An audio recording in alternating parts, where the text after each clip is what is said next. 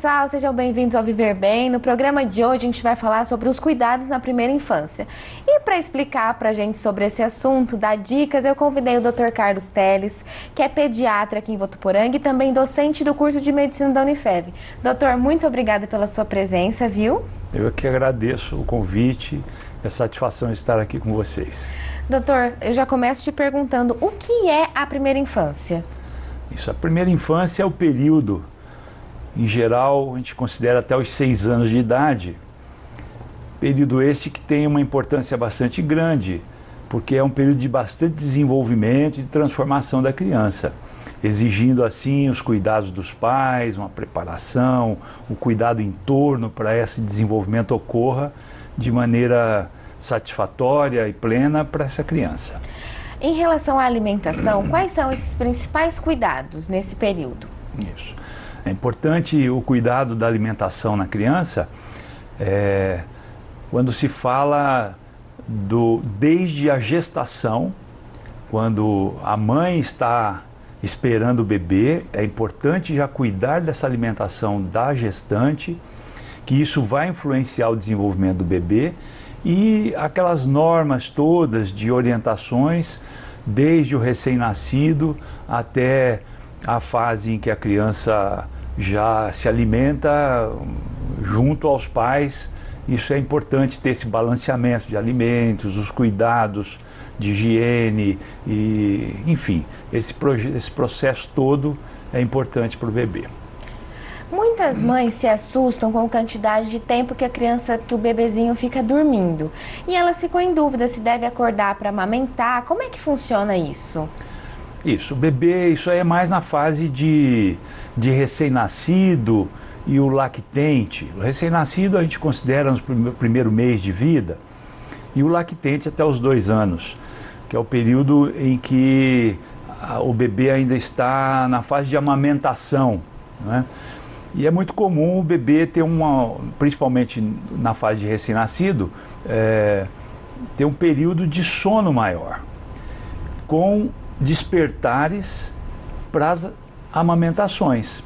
Então isso varia um pouquinho de bebê para bebê, de forma que a gente orienta no recém-nascido e nos primeiros meses de vida que esse bebê tenha um ritmo de mamada, não é? A gente considera como livre demanda, ou seja, o nenê desperta e busca a mamada. Então, respeitar isso, mas ficando atento a períodos que não sejam tão longos entre uma mamada e outra, principalmente nos primeiros meses de vida. Fora disso, à medida que a criança vai passando na idade, os meses, ela vai ficando mais desperta. Esse é o próprio desenvolvimento neuropsicomotor do bebê, que é o bebê quando já começa a interagir com o meio ambiente. Então aí ele passa a ficar mais em vigília, mas os primeiros meses, particularmente 2 meses, 3 meses, o bebê tem um período de sono maior mesmo. Certo. E doutor, como é que funciona essa questão do uso de mamadeira e de chupeta assim que a criança nasce? Isso. A gente recomenda, a Sociedade Brasileira de Pediatria, a Organização Mundial de Saúde, o Ministério da Saúde recomenda a amamentação exclusiva até os 6 meses de idade. É um período onde o aleitamento materno é muito importante para que ele receba um aporte nutricional adequado. E nesse período em que ele está desenvolvendo a sua imunidade natural, que vai se completar em torno de 1 ano e 4 meses, 6 meses, né, ele receba desse leite materno esses anticorpos próprios que a mãe já desenvolveu, transmitindo assim ao bebê, e ele fica menos suscetível de doenças. Então é importante a amamentação, a gente enfatiza muito a amamentação exclusiva até os 6 meses, não há necessidade de outros tipos de alimentos nesse período, e a chupeta e a mamadeira, ela tem uma interferência importante nessa fase do bebê, porque ela pode atrapalhar a mamada, né? Principalmente o recém-nascido, onde ele está aprendendo a mamar adequadamente. Se ele recebe uma chupeta ou a mamadeira, o bico da mamadeira, que é artificial, sim, isso pode interferir, ele tem uma pega inadequada e a mãe vai ter mais dificuldade para ter uma amamentação mais tranquila. E isso interfere, porque o início da amamentação, ela exige um pouquinho mais de cuidado, de orientação para a mãe, a pega adequada, correção de postura, tudo isso influencia. Se a gente interferir dessa forma, negativamente, com outros tipos de bico, isso pode ser desastroso para a amamentação. Doutor, e algum tempo atrás, existia muito aquela questão de a mãe ter o leite fraco. Mas hoje a gente já viu que isso desmistificou um pouco, né? Sim. Como que está essa situação? Não existe... O leite fraco seria o sinônimo de uma mãe doente. Uma mãe doente, uma mãe debilitada. O próprio estado de saúde da mãe poderia impor uma dificuldade na amamentação. Mas, em geral, não é assim. Né? Em geral, não é assim. São exceções essas. Né? Então, o leite fraco um tabu, realmente, que se tinha, mas que hoje, com as orientações, com a divulgação de informações adequadas, isso tem caído mesmo. O bebê, em épocas passadas, não existiam fórmulas, inclusive, as fórmulas infantis, que é o leite modificado para o bebê. Então era um leite in natura, é um leite muito gorduroso, muita proteína. O nenê mamava aquele leite e ficava saciado por muito tempo. Então não é que ele alimentava melhor, aliás, ele era prejudicial ao bebê. Né? Então o aleitamento materno tem um ritmo, e o fato do nenê mamar mais vezes, criou-se esse tabu de que não alimenta. Mas o nenê ganha peso, o nenê é mais saudável, o desenvolvimento cognitivo, significa o desenvolvimento intelectual, de saúde, de proteção, tudo é vantajoso com o aleitamento. Doutor, e falando ainda sobre aleitamento, muitas mães têm dúvida se elas devem oferecer os dois seios na hora da amamentação, se dá um e espera a criança pedir o outro. Como é que funciona isso? Em geral, você recomenda que amamente um peito. Se houver necessidade e dependendo das circunstâncias, às vezes a mãe percebe que diminuiu o leite, complementa com o outro peito, não tem problema nenhum. Na próxima mamada, você inicia a mamada pela mama que você ofereceu por último. Isso estimula a produção do leite e o que a gente chama de primeira fase, primeiro leite, que ele é um pouco mais aquoso, que é aquele que mata mais a sede do bebê, e depois, posteriormente, durante a mamada, vem um leite mais proteico, mais gorduroso, de forma que se indica uma mamada mais prolongada em cada mama, cada seio. O senhor falou agora há pouquinho que até os 6 meses é exclusivo leite materno. Isso. Com 6 meses, o que esse bebê já pode consumir? Isso. A recomendação é que a amamentação, o aleitamento materno ocorra pelo menos até os 2 anos de idade. Então, outros leites não precisam ser introduzidos nesse período, desde que a criança esteja recebendo um aporte necessário, suficiente. A partir dos 6 meses já há necessidade de introdução de novos alimentos, que são as papas de legumes, de cereais, frutas, né? Para que o bebê comece a receber um alimento mais consistente, mais pastoso, com uma consistência diferente, estimulando assim mastigação, né? A própria estimulação da musculatura oral. Tudo isso tem influência, dentição, né?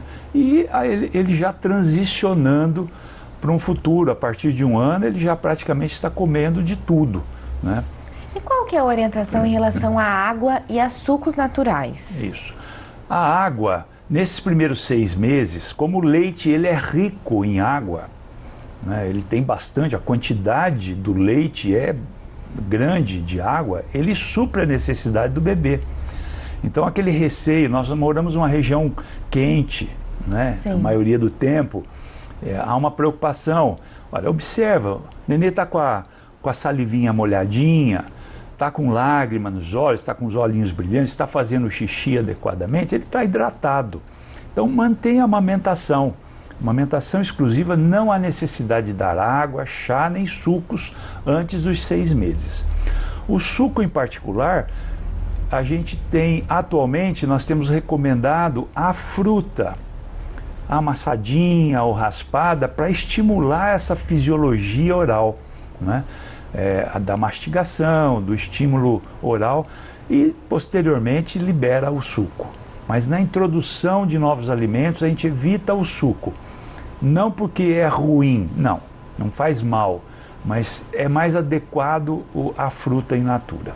Certo. Voltando a falar sobre a questão do recém-nascido, doutor, a gente ouve muito falar sobre a importância do banho de sol. Sim. Como que funciona isso atualmente? Porque aqui o sol em Votuporanga, na nossa região, é muito quente, né?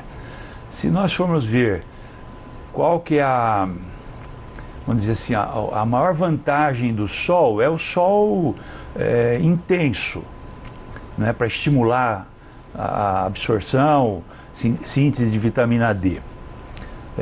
No entanto, a gente sabe que se por esse lado ele tem vantagem, tem a desvantagem da pele, né? E os dermatologistas orientam não expor em sol muito intenso. Então, a gente recomenda o período mais da manhã ou final da tarde, que você exponha o bebê a um período pequeno de sol, onde ele possa, um sol direto, sem vidraça, sem vidro, com um pouquinho menos roupa, mas que se exponha diariamente, 15 minutos, não o recém-nascido, não tanto assim, mas a criança você vai paulatinamente expondo mais.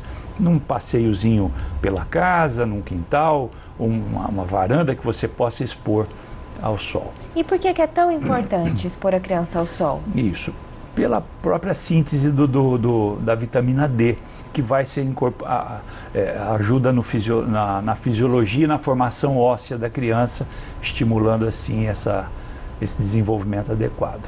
Certo. Doutora, a gente vai dar uma pausa rapidinho para o intervalo. Pessoal, não sai daí não, que já já a gente está de volta, tá?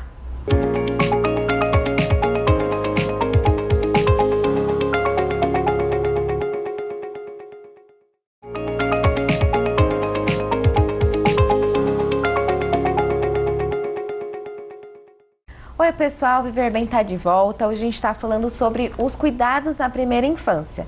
Dr. Carlos Telles, pediatra e docente do curso de medicina da Unifev, está aqui dando dicas pra gente. Doutor, e eu volto te perguntando já, como que a gente percebe que o bebê ele tá com aquela cólica, que já é uma coisa que é tradicional nessa fase, né?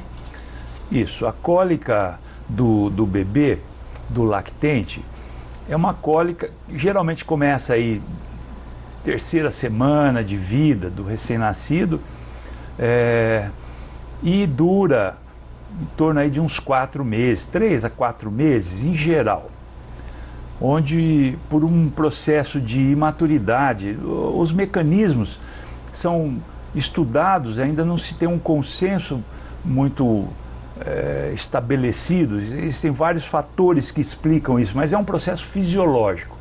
E o bebê manifesta com cólicas, com dores abdominais, de forma que a manifestação dele é o choro.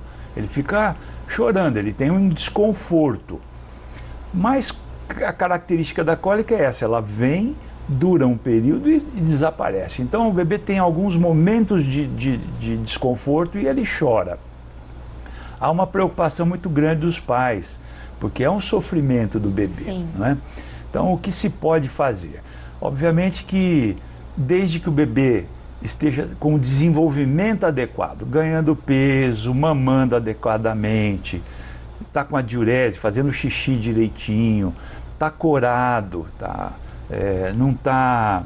não tem uma alteração na sua atividade de manifestação do desenvolvimento adequado, isso não é preocupante, é transitório.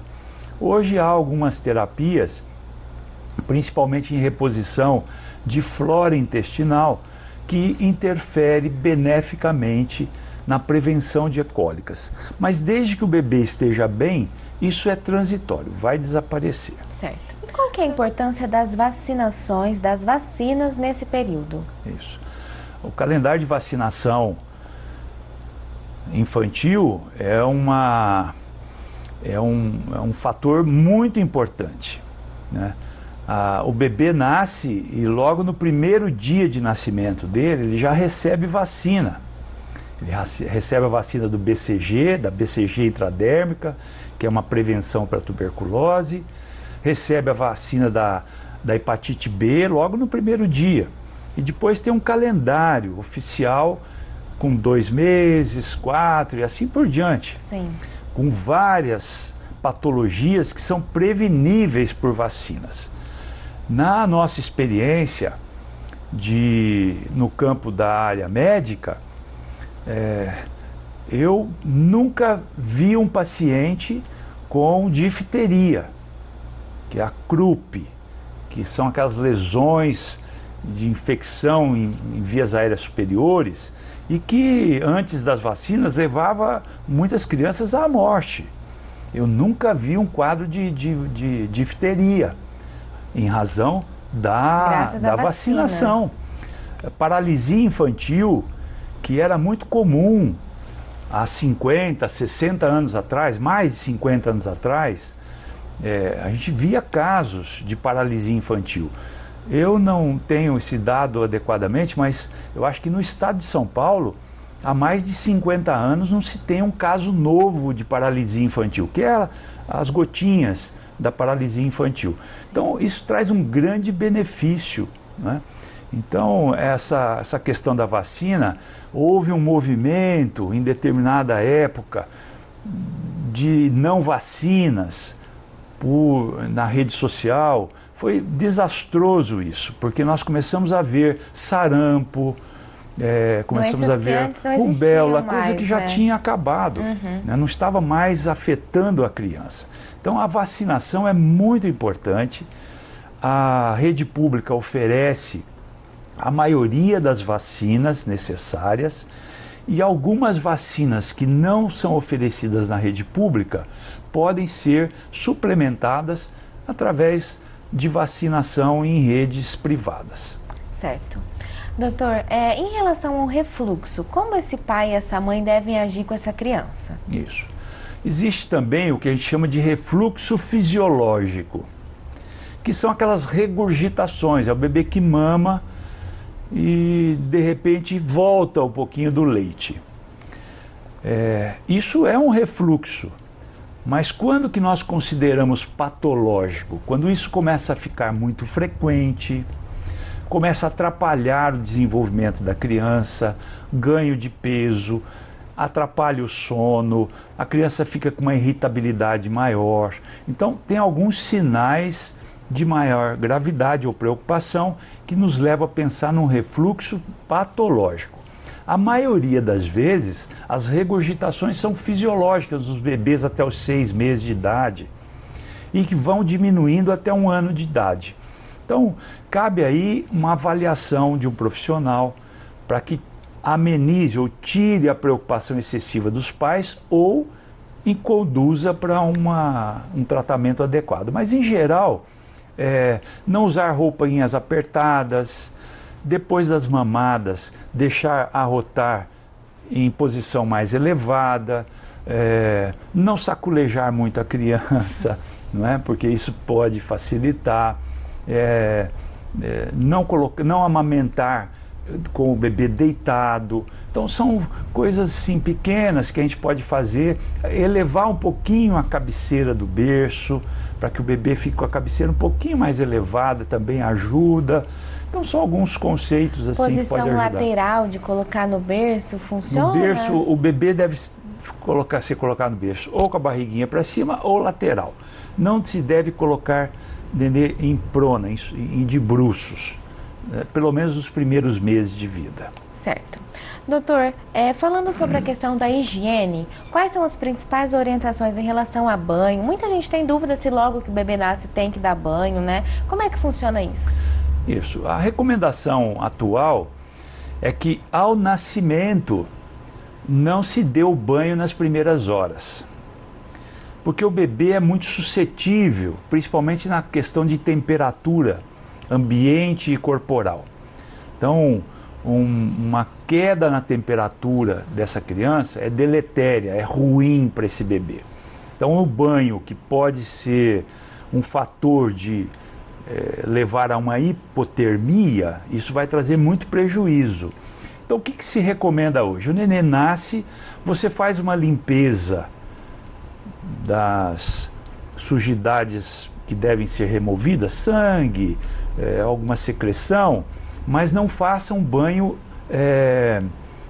muito intenso, né? Recomenda-se pelo menos esperar 6 horas no mínimo. A Organização Mundial de Saúde recomenda depois das 24 horas. O bebê nasce com uma substância mais gordurosa, que é o cásium, que é uma substânciazinha que protege a pele do bebê. Certo. Então, se nós removermos isso com sabão ou esfregando, nós tiramos proteção da pele. Então, hoje se espera um pouquinho mais, mas faz-se uma limpeza. Faz-se uma limpeza para que o bebê fique confortável, mas não uma limpeza intensa de tirar a proteção da pele do bebê. Certo. Quando esse bebê já vai para casa, qual que é a orientação em relação à limpeza do umbiguinho, que ainda vai ficar com o cotinho lá, né? Isso. E também em relação à orelhinha. Usa cotonete? Como é que é isso? Em relação ao coto umbilical, ele vai... aquele umbiguinho que a gente deixa o coto umbilical com 2, 3 centímetros, né? Aquele que vai cair, que é o que o pessoal fala, que vai cair o umbiguinho. Geralmente uma semana, ele costuma mumificar, ele fica pretinho, seca e cai, né? Nesse período, o coto umbilical ele é suscetível de contaminação. Então, o que se recomenda? O banhozinho normal, geralmente com sabão neutro, de preferência um sabão líquido na banheirinha, faz o banho, não muito vigoroso, mas fazendo limpeza leve, para que a proteção da pele se mantenha, enxugue bem o umbiguinho e aplica. Na nossa região, nós recomendamos o álcool a 70%. Passa com um algodãozinho ou uma gaze umedecida com álcool e passa no entorno para que não haja contaminação. Depois que caiu, ele vai cicatrizar. O que se recomenda é que não se coloque nada diferente, não é? Nada diferente que não seja o álcool e a limpezinha só. Porque antigamente colocava moeda, não era? Se colocava muita coisa e isso poderia trazer infecção. E levava-se, era o mal do 7º dia, que era o tétano neonatal. Colocava-se muita coisa nesse umbiguinho, pó de café, urina, essas coisas absurdas que não se faz hoje. O alquinho a 70% é suficiente e resolve. Em relação ao cotonete? O cotonete, o bebê não há necessidade de fazer uma limpeza. O bebê, dentro do conduto auditivo, no canal auditivo, né, aquele buraquinho que entra para dentro do ouvido, vamos falar assim, ali tem cílios, tem pequenos pelinhos que fazem uma varredura. Ele joga para fora essa cerinha, que é protetora. Então, o excesso da cera que sai pro pavilhão auricular, para a orelhinha, você limpa. Mas não coloque cotonetinho lá dentro, não. Certo. Porque você não vai conseguir limpar com isso. Doutor, e quais são as doenças mais comuns nesse período da primeira infância? Isso.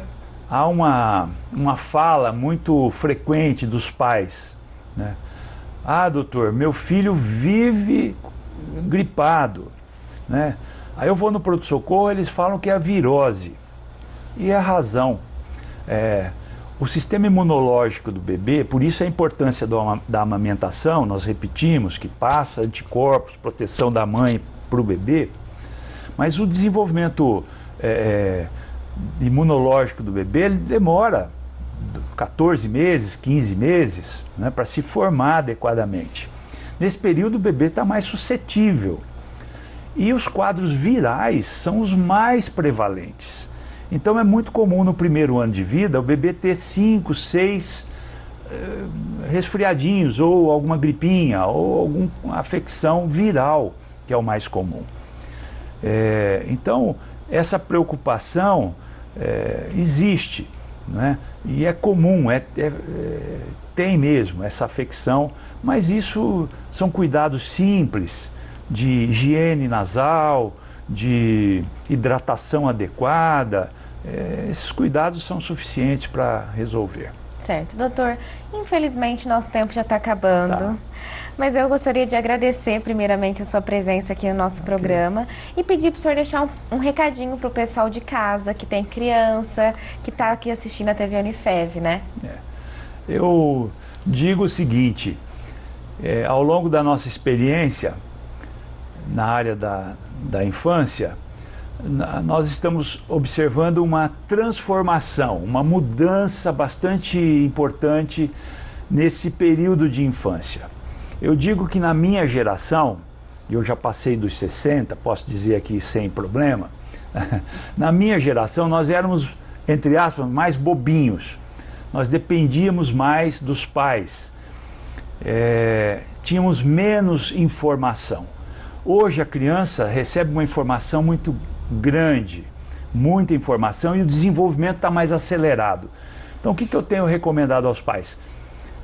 Não fiquem desatentos, porque a infância está desenvolvendo muito rapidamente, e a influência que nós possamos dar a eles na questão de saúde, na orientação, na educação, ela está sendo muito rápida. Então vamos ficar de olho nos nossos filhos. Eles estão saindo de casa muito cedo, então a nossa influência é importante. Então ficarem atentos, cuidarem adequadamente, os perigos do entorno, né, os acidentes de casa, a saúde em si, as vacinações, enfim, tudo isso são coisas que a gente precisa ter bastante em mente para que eles tenham uma infância saudável e sejam adultos plenos. Sim. Tá, joia. Muito obrigada. Eu que agradeço. Pessoal, o Viver Bem de hoje está ficando por aqui, mas não fica triste não, que na semana que vem a gente tem um encontro marcado, tá? Beijos e saúde!